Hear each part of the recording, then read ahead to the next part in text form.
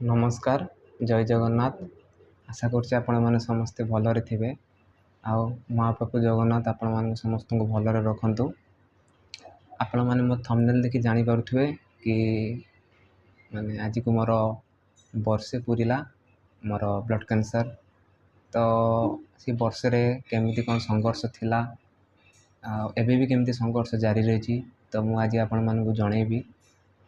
तो पूर्व वर्ष 2023 रे मे 1 रे मोर कैंसर डिटेक्ट होता।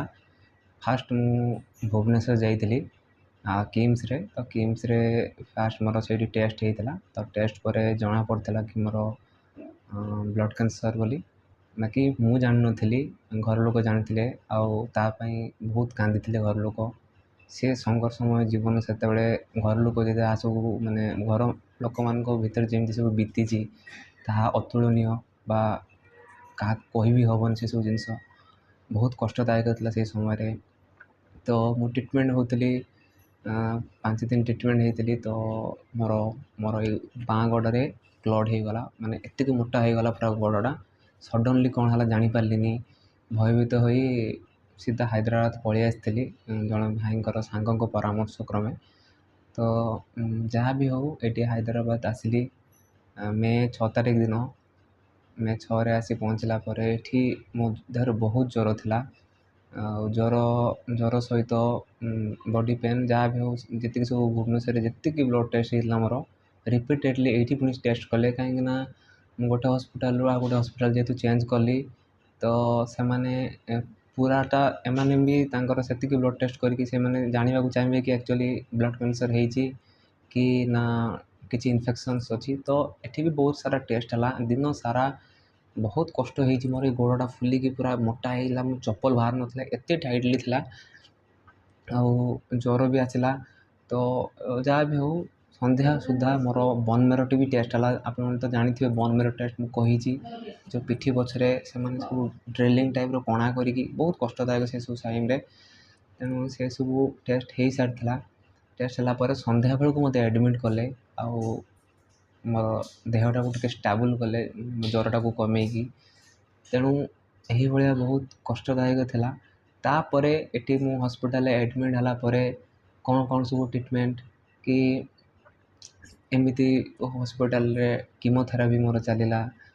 कीमोथेरापी मुझे बहुत केमो नहीं कीमोरे आपण मैंने भावुवे कीमो बहुत कष्टदायक कि हाँ कष्टदायक थाए बहुत जन सही पारंतिनी किंतु मो देहरे मेडिसिन टिके काम करूला। बाकी कीमो मु सही मोर कीमो रे बेसी किसी साइड इफेक्ट्स देखे नाला। जो प्रथम कीमो गुड़ा नहीं मोर चमड़ा गुड़ाक पेन करूला। तापरे मोर तापर जहाँ सब ट्रीटमेंट दवा कथा देती मोर रेडियोथेरापी होती मुझे भी मत वीडियो बनई आपण मैंने चाहिए मोर वीडियो से देखिपारे कि रेडिएशन जो रेडियोथेरापी सेटा भी करा जायछि। रेडियोथेरापी भी बहुत कष्टदायक ये कि से घंटा घंटा से मिशन कंप्लीट करेंगे जमीक कि टार्गेट थाए जमीक शत्रु को जमी मारती सेमती कैंसर सेल को से खोजी खोजी मारती बहुत टाइम ता भर माने प्रोसेसिंग चल थाए। यही सब संकटमय खाइबारे रही बाहर नुआ नुआ जगह को आसिकी एठिका हॉस्पिटल रो सिस्टम कौन एमती कौन जानिबारे भाई बहुत कष्ट कर मो पाई। आपण मैंने तो देखिथे कि मो भाई फास्ट ही मो सहित एवं पर्यंत भी भाई भी संघर्ष कर मु नुहे मो परिवार भी संघर्ष कर। तेणु भाई फास्ट ये थे मोर सेवा बहुत कर। तेणु भाई को तो ऋण के सुझी हे नहीं भाई मो भाई बहुत किसी कर डेडिकेशन तांकर एफर्ट्स तांको मु बहुत माने धन्यवाद ज्ञापन करी मो भाई को। तापर मोर जहाँ भी हो सुख पर दुख दुख पर सुख एमती तो लगी थाए। तो मोर फास्ट दुख ही चलता दुख पर मोर जदि सुख कि मोर जो ट्रांसप्लांट है ट्रांसप्लांट भी दुख थिला कीमो पर मोर ट्रांसप्लांट है ट्रांसप्लांट पर से कष्ट को मुझे भूली जाइली धीरे धीरे मु रिकवर करूली। रिकवर कला भाविली कि ना जहाँ मोर 100% भी मैच था मो भाई सहित मु पूरा भल हो। तो मु बहुत खुशी थी मो सांगसाथी मानक भी कहूली कि मु पाठ पढ़ाई भी जीवी माने मु मो माइंड टार्गेट रखी कि ना मुझे मसरे जी पढ़िया पढ़िया यही सेमिस्टार देवी मुझे सेमिस्टार को स्किप करी ତ ମୋ ସାର୍ ମ୍ୟାମ୍ ମାନେ ବି ମୋତେ ବହୁତ ସପୋର୍ଟ କରୁଛନ୍ତି, ମୋତେ ପର୍ସନାଲି କଲ୍ କରିଛନ୍ତି, ସେମାନେ ସପୋର୍ଟ ବି କରିଛନ୍ତି ଆଉ ପଚାରିଛନ୍ତି କି ତୁମେ ବାକି ଭଲ ହୁଅ ତାପରେ ତୁମେ ଆସିବ, ଯାହା ବି ହଉ ସେସବୁ କଷ୍ଟ ପରେ କିନ୍ତୁ ଦୁଃଖ ହେଲା ଯେଉଁ ଟ୍ରାନ୍ସପ୍ଲାଣ୍ଟ ପରେ ମୁଁ କିଛି ଦିନ ଖୁସିରେ ଥିଲି, ମୁଁ ଚେକଅପ୍ରେ ଥିଲି, ତାପରେ ସଡ଼ନଲି ମୋର ପୁଣି କ୍ୟାନ୍ସର ରିଲାପ୍ସ ହେଇଗଲା। ତ ଏଇ ରିଲାପ୍ସଟା ହିଁ ମୋତେ ବହୁତ ବାଧିଛି, ମୋ ଘର ଲୋକଙ୍କୁ ବାଧିଛି, ଆପଣମାନେ ସମସ୍ତଙ୍କୁ ବି ବାଧିଛି। ତେଣୁ ଏ ସଂଘର୍ଷ ତ ବର୍ତ୍ତମାନ ସୁଦ୍ଧା ମାନେ ଜାରି ରହିଛି। ତ କେତେବେଳେ କ'ଣ ପ୍ରୋବ୍ଲେମ୍ ହେଇଯାଉଛି, ପୁଣି କେତେବେଳେ କ'ଣ ହେଇଯାଉଛି। ତ ଗୋଟିଏ ବର୍ଷର ଯେଉଁ କଷ୍ଟ, ଯେଉଁ ଯନ୍ତ୍ରଣା, ଆଉ ଯେଉଁ ମାନେ ଯନ୍ତ୍ରଣା ମାନେ କ'ଣ ଅସହ୍ୟ ଯନ୍ତ୍ରଣା, ସେସବୁ ମୁଁ କେବେ ହୁଏତ ଭିଡ଼ିଓ ମାଧ୍ୟମରେ ଏତେ ଜଣେଇ ନାହିଁ। କିନ୍ତୁ ଯେତିକି ମୁଁ କଷ୍ଟ ସହିଛି ତାହା ମାନେ ମୁଁ ଆପଣମାନଙ୍କ ପାଖରେ ମାନେ ସେତିକି ମୋତେ ସାହସ ହେଉନି ଜଣେଇବା ପାଇଁ କି କେତେ ମୁଁ କଷ୍ଟ ସହିଛି। ବହୁତ ଖୁସିରେ ସୁରୁଖୁରୁରେ ଚାଲିଥିଲା ସବୁ ଜୀବନ, ଲାଇଫ୍, ପାଠ ପଢ଼ୁଥିଲି, ସବୁ ଯାହା ବି ହଉ। ତାପରେ କ'ଣ ହେଲା ନା, ଦେଖନ୍ତୁ ମୁଁ ଆଜି ଯେଉଁ ବେଡ଼୍ରେ ଆସି ପହଞ୍ଚିଛି, ପୁଣି ଥରେ ଆସି ସେଇ ବେଡ଼୍ରେ ମୁଁ ଗୋଟେ ମାସ ଫାଷ୍ଟ ଯେଉଁ ଟ୍ରିଟମେଣ୍ଟ ହେଇଥିଲି ଏଇ ବେଡ଼୍ରେ ହିଁ ମୋର ଷ୍ଟାର୍ଟ ହେଇଥିଲା, ନ୍ୟୁଟ୍ରୋପେନିକ୍ ୱାର୍ଡ଼ରେ, ଇନଫେକ୍ସନ୍ ୱାର୍ଡ଼ରେ। ମୁଁ ପୁଣି ଥରେ ଭଗବାନ ମୋତେ ସେଇ ବେଡ଼୍କୁ ନେଇକି ଚାଲି ଆସିଲେ। ମାନେ ମୋଠୁ ବଡ଼ ମାନେ କ'ଣ ଦୁଃଖ ଆଉ କାହାର ହେଇଥାଇପାରେ। ତଥାପି ସଂଘର୍ଷ ଜାରି ରଖିଛି, କଷ୍ଟ ହେଉଛି। ଦେଖୁଛନ୍ତି ତ ସେଣ୍ଟ୍ରାଲ୍ ଲାଇନ୍, ଏଇଟା ଆପଣମାନେ ଭାବୁଥିବେ କି ଏଇଟା ବହୁତ ଇଜି ନୁହେଁ, ବହୁତ କଷ୍ଟ। ବ୍ଲଡ଼୍ ଏଇପଟ ଦେଇକି ମାନେ ଯେତିକି ସବୁ କେମୋ ଫେମୋ ସବୁ ଏଇପଟ ଦେଇକି ନେଇଯାଏ। ଗୋଟେ ମଣିଷ ମାତ୍ରେ ତ ଗୋଟେ ମନରେ ଭୟ ଥାଏ, କିନ୍ତୁ ବହୁତ କଷ୍ଟ ହେଇଛି।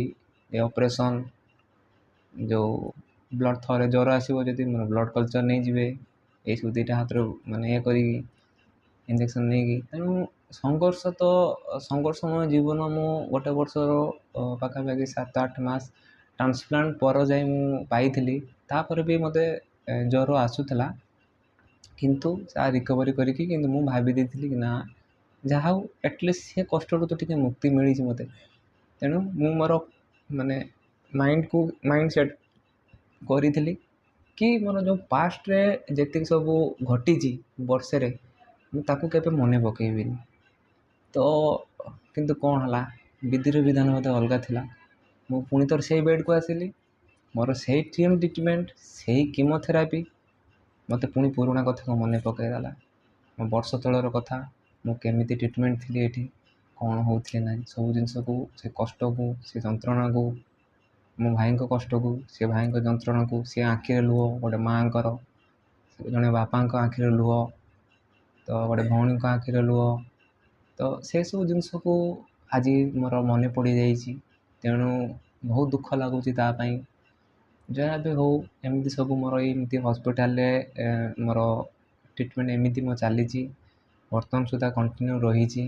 ଆଉ ଗୋଟେ କଥା ହେଉଛି, ଏଠି ବି ରହିଲା ବେଳେ ଯେମିତିକି ମୋର ଯେତିକି ସବୁ ଦରକାର ପଡ଼ୁଛି, ଯେଉଁ ହିମୋଗ୍ଲୋବିନ୍, ପ୍ଲେଟଲେଟ୍, WBC ଯାହା ବି ଦରକାର ପଡ଼ୁଛି, ସେସବୁ ମୋତେ ମାନେ ଠିକ୍ ଟାଇମ୍ରେ ମୋତେ ମିଳିଯାଉଛି। ଏଇଥିପାଇଁ ମୋତେ ଭଗବାନଙ୍କର ଆଶୀର୍ବାଦ କି ମୁଁ ତ ବାହାରୁ ଆସିଛି, ଏଠି ରହିଛି, ଏଠିକି ମୋତେ କେମିତି ମିଳିଯାଉଛି। ନ ମିଳିଲେ ସେମାନେ ଦେବେନି ବ୍ଲଡ଼୍ ବ୍ୟାଙ୍କରେ, କିନ୍ତୁ ମୋତେ ଏମିତି ମିଳିଯାଉଛି କି ଏଠି ବହୁତ ଜଣ ମୋର ବହୁତ ବଙ୍ଗାଳୀ ଭାଇମାନେ ଅଛନ୍ତି, ଆଉ ଓଡ଼ିଆ ଭାଇମାନେ ବି ଅଛନ୍ତି। ତ ବହୁତ ଜଣ ଏମିତି ଚିହ୍ନା ପରିଚୟ ଅଛନ୍ତି ଯେଉଁମାନଙ୍କ ସହିତ ଏଇଠି ଥିଲା ଭିତରେ, ଏଇ ଟ୍ରିଟମେଣ୍ଟ ଭିତରେ ବି କାହା ଥ୍ରୋରେ ଚିହ୍ନା ହେଇଯାଉଛି। ଆଉ ନର୍ସ ମାନେ ବି ବହୁତ ଅଛନ୍ତି, ଯେମିତିକି ସେମାନେ ବହୁତ ହେଲ୍ପ କରୁଛନ୍ତି ମୋତେ ସବୁ କ୍ଷେତ୍ରରେ। ତେଣୁ ସେମାନଙ୍କୁ ପାଇକି ବହୁତ ମାନେ ଖୁସି ଲାଗେ କି ନା ଯାହା ହଉ ମୋର ଦରକାର ସମୟରେ ଜଣେ ସେମାନଙ୍କୁ ସବୁ ଦେବଦୂତ ସାଜିକି ଆସିଛନ୍ତି, ଯେଉଁଟାକି ମୋର ମାନେ ମୋର ଯେଉଁ ଅଭାବଟାକୁ ସେମାନେ ପୂରଣ କରିଦେଉଛନ୍ତି ସେଇ ସବୁ ଟାଇମ୍ରେ। କାହିଁକିନା ସେସବୁ ଯଦି ମାନେ ଅସୁବିଧାରେ ଥାଆନ୍ତି, ତାହେଲେ ଭାଇ ବୋଧ ହୁଏ ବହୁତ ମାନେ ଟେନସନ୍ରେ ଥାଆନ୍ତା। ଯାହା ହଉ ସେମାନେ ତଥାପି ତ ଭାଇ ଟେନସନ୍ରେ ରହୁଛନ୍ତି, କେଉଁଠୁ କ'ଣ ଆରେଞ୍ଜ କରିବି, ସେ ପିଲାମାନଙ୍କୁ ବି ଆରେଞ୍ଜ କରିକି ତାଙ୍କୁ ବ୍ଲଡ଼୍ ବ୍ୟାଙ୍କରେ ନେବା, ଏ କରିବା ସେ କରିବା।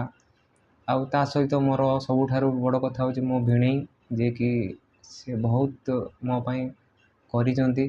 ଆଉ ସେ ବି ବହୁତ ସାରା ମୋତେ ମୋ ପାଇଁ ଡୋନର୍ ଆଣିକି ଦେଇଛନ୍ତି ହାଇଦ୍ରାବାଦରେ। ତେଣୁ ମୁଁ ମୋ ଭିଣେଇ ପାଇଁ ବି ବହୁତ ଖୁସି, ମୋ ଭିଣେଇ ପାଇଁ ବି ମୁଁ ତାଙ୍କ ପାଖରେ ବି ବହୁତ ଋଣୀ। ତେଣୁ ଏହିଭଳି ମୋ ଟ୍ରିଟମେଣ୍ଟ ଚାଲିଛି। ଭାବୁଛି କି ଆଗକୁ ଏମିତି ଭଲରେ ଭଲରେ ଟ୍ରିଟମେଣ୍ଟ ଚାଲିବ। ଆଉ ସଂଘର୍ଷମୟ ଜୀବନ ତ ଚାଲିଛି, ବର୍ତ୍ତମାନ ସଂଘର୍ଷ ଜାରି ରହିବ। ଆଉ ସଂଘର୍ଷର ନିହାତି ଦିନେ ନା ଅନ୍ଦିନ ଅନ୍ତ ଘଟିବ ବୋଲି ମୋର ଆଶା ଏବଂ ବିଶ୍ୱାସ। ବାସ୍ ଆପଣମାନେ ସବୁବେଳେ ଭଗବାନଙ୍କ ପାଖରେ ପ୍ରେ କରନ୍ତୁ କି ମୋତେ ଭଲ ହେଇଯାଉ, ମୁଁ ଭଲ ହେଇଯାଏ ଆଉ ଯଥାଶୀଘ୍ର ସୁସ୍ଥ ହେଇ ଘରକୁ ଫେରେ। ସେଇ ମାଆଙ୍କ ମୁହଁରେ ଯେମିତି ମୁଁ ହସ ଫୁଟାଏ, ସେ ବାପାଙ୍କ ମୁହଁରେ ଯେମିତି ହସ ଫୁଟାଏ, ମୁଁ ଭଲ ହେଇଗଲେ ମୋତେ ଦେଖିଲେ ସେମାନେ ଯେମିତି ଖୁସି ଅନୁଭବ କରନ୍ତୁ ବୋଲି ଯଦି ଆପଣମାନେ ଭଗବାନଙ୍କ ପାଖରେ ପ୍ରାର୍ଥନା କରନ୍ତୁ। ଆଉ ଏତିକି କହୁଛି, ସବୁବେଳେ ଏମିତି ଭଲ ପାଇବା ଦେଇଥାନ୍ତୁ, ଆଶୀର୍ବାଦ କରନ୍ତୁ।